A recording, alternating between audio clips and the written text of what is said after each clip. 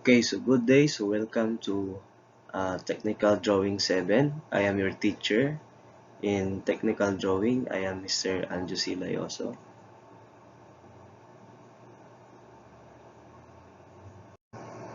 So in this lesson, here are the learning objectives. Number 1, define the meaning of isometric and orthographic drawing. And number 2, enumerate the 3 regular views and the 6 principal views. Let's have a recall for the past lesson bago tayo mag-start. I-recall muna natin yung mga pinag-aralan natin. So you are going to name the following lines. So number 1, we have that is leader line. Number 2, this is phantom line. It shows movement. Number 3, this is a hidden line that is made up of short dashes. Number 4, this is center line. Number 5, yung pinaka makapal na line, this is visible line or object line. It represents the object or the drawing. Number 6, this is drawn using freehand. This is short break line. So number 7, it is composed of slant lines. Ibig sabihin, there is a surface sa area na ito. This is section line. So number 8, it limits the measurement. So this is extension line. And number 9, it shows the measurement. This is the dimension line. And number 10, the cutting plane line.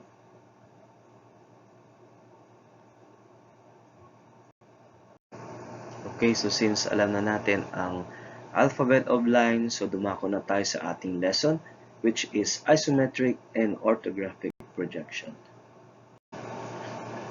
Okay, so let's start with isometric drawing.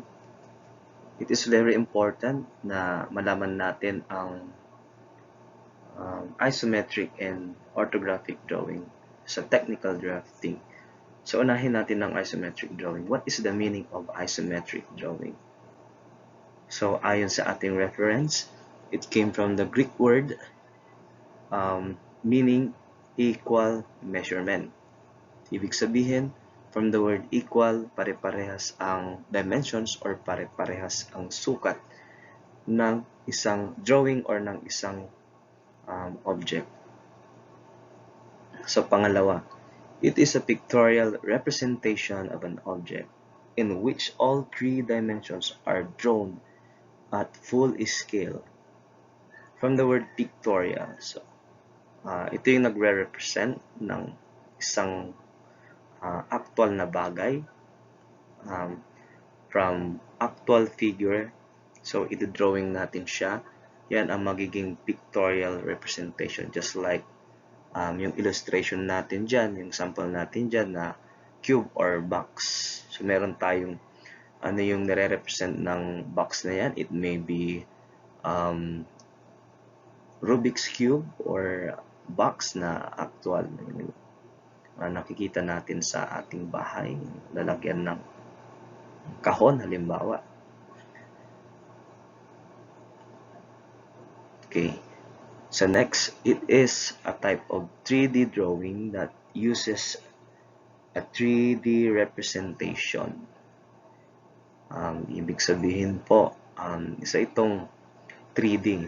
Pag sinabi nating 3D,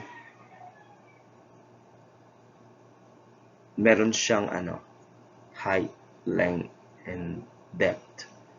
Kung mapapansin natin yung height, lahat ng vertical lines dyan, yung mga straight line na patayo, yung tatlo na nakikita ninyo, yan ang nagre-represent ng height. sa isometric drawing. Okay, pangalawa, we have length. Yung length naman, as you can see, yung nasa left side, that is left across. Left across po yan. Tatlo din po yan. Okay. Yan ang nagre-represent ng dimensions for length. Length or haba. And then yung right across naman ay depth. Yung tinatawag nating width. Lahat ng 3 right across, ang nare-represent niya ay depth. So those are the dimensions or 3D representations of isometric drawing. Pero, the angles, sabi dyan, between the axes, kung mapapansin natin yung y dyan, yan po yung y-axis na tinatawag natin. So, meron siyang angles na 120 degrees. So, pare-parehas yung angles niya sa loob, which is 120. And the proportion are maintained. So, ibig sabihin, yung proportion niya ay consistent, giving the illusion of depth and space. Okay? So, kung titignan natin sa baba, there is horizontal line. So, the outside angle, yung angle sa labas ng cube natin, there is a measurement of 30 degrees. Okay, ganyan. Kung mag-illustrate tayo ng isometric drawing, so, gagamit tayo ng 30 by 60 para makuha natin yung mga angles ng isometric lines. So, that was isometric drawing. So, in short, ang isometric drawing ay 3D representation from 2D representation.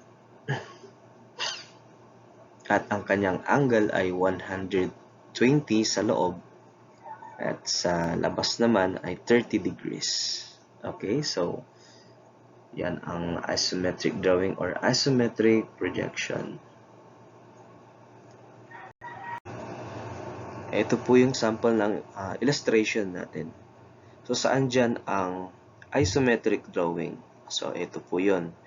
Yung sa may kaliwa, sa may left side, yung 3D representation, yan ang isometric drawing. Kung makikita natin, so meron siyang label na top. Anyway, pag-aaralan natin yan, yung mga views especially in orthographic drawing. Pag kinonvert natin ang 3D representation into 2D representation, so ito na yung orthographic projection na magiging topic natin later on. So basta tandaan natin, laging magkasama ang isometric drawing at orthographic drawing.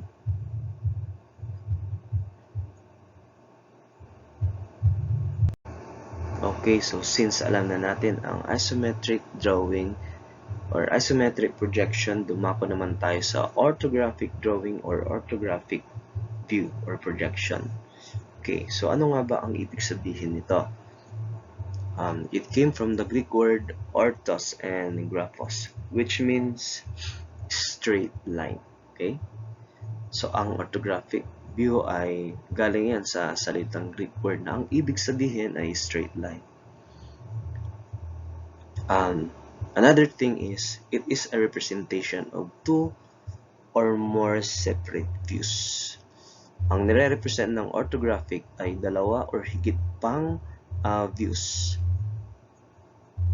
Next, it is a way of showing three-dimensional into two-dimension. Kung titignan natin sa may left side, ito yung 3D representation or isometric drawing. So, ito naman yung 2D representation or tinatawag nating orthographic view. Next, it gives a very clear method of communication ideas and object. Because of orthographic view, so nakikita natin yung mga iba't ibang projection, iba't ibang views ng isang drawing. So dahil dyan, it gives us clear communication sa isang ideas or sa isang object. So that was orthographic view or orthographic drawing. Tandaan natin na ang orthographic ay naka 2-dimensional.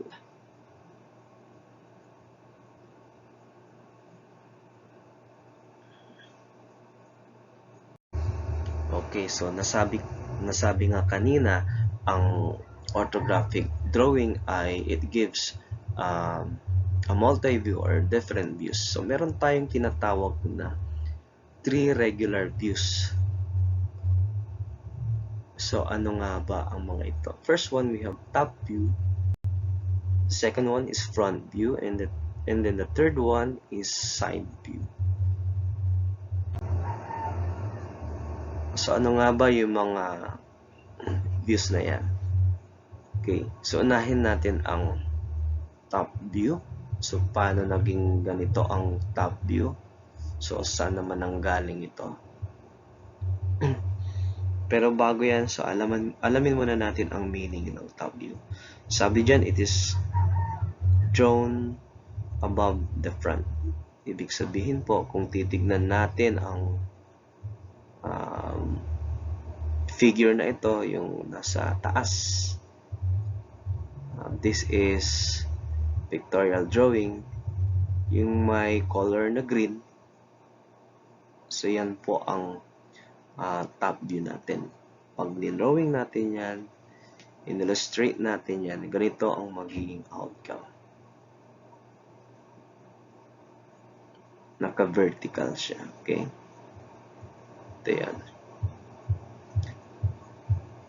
So next, sa baba ng top view, dyan ang front view naman. Sabi dyan, it is drawn vertically aligned and below the top view. Okay.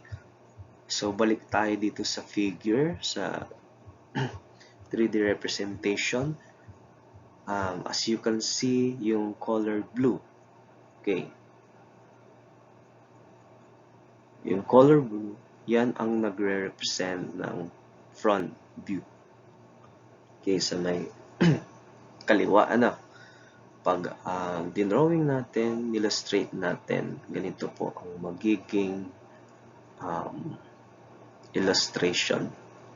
Kaya parang L, diba? And the third one is right side view. Yung yellow part or area dito or surface, so yan naman ang right side view natin. It is located at the right side. Okay. Ganito ang magiging outcome. So yan ang 3 regular views. So ganito po ang magiging arrangement pag dinrawing natin. Yung regular views na yan. Aside from regular views, meron tayong tinatawag na 6 principal views. Okay, so aside from 3 regular views, meron din po tayong tinatawag na 6 principal views. Okay, so ano-ano nga ba yung mga views na ito? Ito rin ay tinatawag na multi-views. It gives us more views sa isang object. Number 1, we have top view. Okay, na-explain na rin natin ito kanina. Number 2, front view. Na-discuss na rin natin. Number 3, right side view. Na-explain na rin natin ito. Number 4, meron tayong left side view. pag sinabi nating left side view, sabi dito, it is the opposite of right side view. It is located at the left side and aligned with the front view. Saan po natin makikita ito? Okay, so tandaan natin yung location ng ating front. Okay, sa may kaliwa ng front natin o yung opposite ng ating right side, so yun ang tinatawag natin na left side.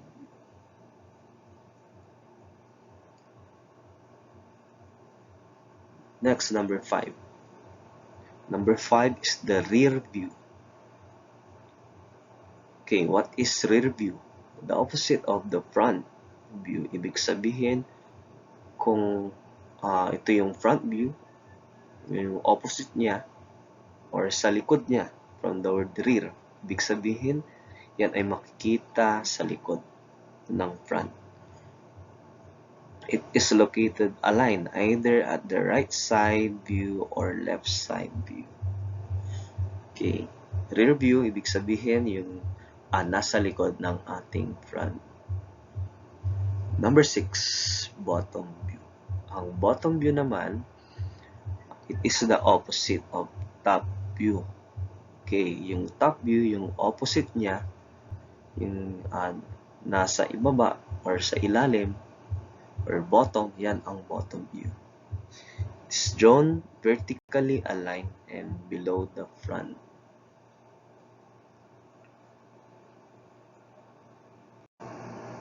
Okay, so ito yung magiging outcome ng ating 6 principal views pag i-combine natin, pagsasama-samahin natin. Ito yung reference natin, yung may green, yellow, and blue. Okay. So kapag kinonstruct natin yan, ito yung front view. Sa taas ng front view, nandyan ang top view. Okay, yung opposite ng top view naman, nandyan ang bottom view. Pero, pansinin natin, so there is hidden line. Bakit merong hidden line sa bottom view? Kasi kapag tinignan natin yan sa bottom, there is an edge. May corner or edge na natatakpan.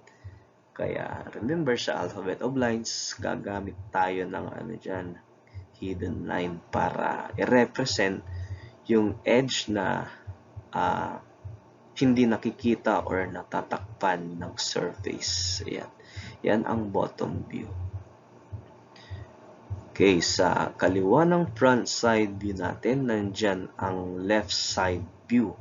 Okay, pansinin ulit natin. So, meron siyang hidden line na naka-horizontal. Ito po yun. Yun po yung natatakpan. Okay. And sa right side naman ng front view, yung may yellow, so yan yung right side view natin. So yung horizontal line sa gitna, it is thick line. So hindi siya hindi kasi siya natatakpan, kaya thick line ang ginamit natin. And then the rear view, ibig sabihin ng rear view, yan ang opposite ng front or sa likod ng front view. Sa likod ng front view, ganito ang illustration ng rear. Halos pagkaparehas lang. Okay. Parang L din yung illustration niya. Okay, so these are the 6 principal views. Tignan natin. I-imagine natin. Kung mapapansin natin, ang daming views, di ba? Sa 6 principal views. It gives us multi-views sa isang drawing or object from the isometric o yung reference natin.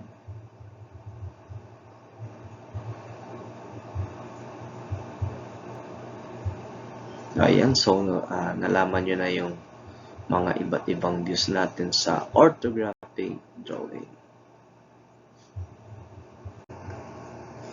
Now, let's try to answer this activity. Where is the top view? So, ito yung isometric drawing natin. Saan ang top view dyan? So, tignan natin yung nasa taas or sa above the front. Saan dyan ang illustration ng top view? Is it A, B, or C? If your answer is letter C, you are correct. Okay, so another test. Where is the front view? Tignan natin ang upuan na yan or chair. Okay, saan ang front view dyan? Is it A, B, or C? If your answer is letter A, you are correct. Kasi yung letter B, that is top view, and letter C, that is right side view.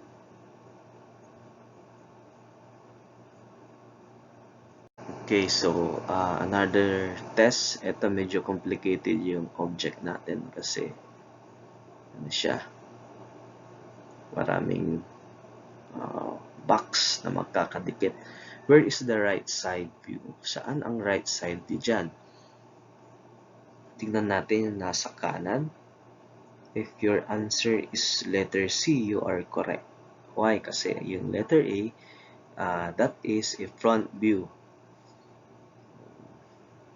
That is the illustration of front view. Letter B, so yan naman ang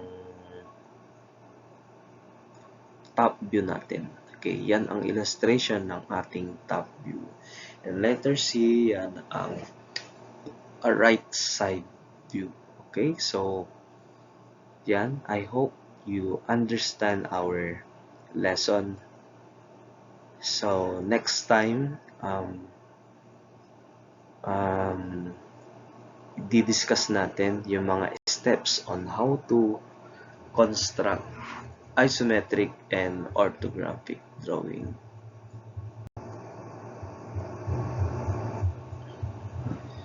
Okay, so dito naman, if you have time, activity, sketch, and the regular views of the following pictorial drawing. So, sketch natin using freehand. Drawing lang natin yung 3 regular views ng bawat object. Okay, so that's all. That's the end of our discussion. Na-define natin ang ibig sabihin ng orthographic and meaning of isometric drawing. Thank you for listening.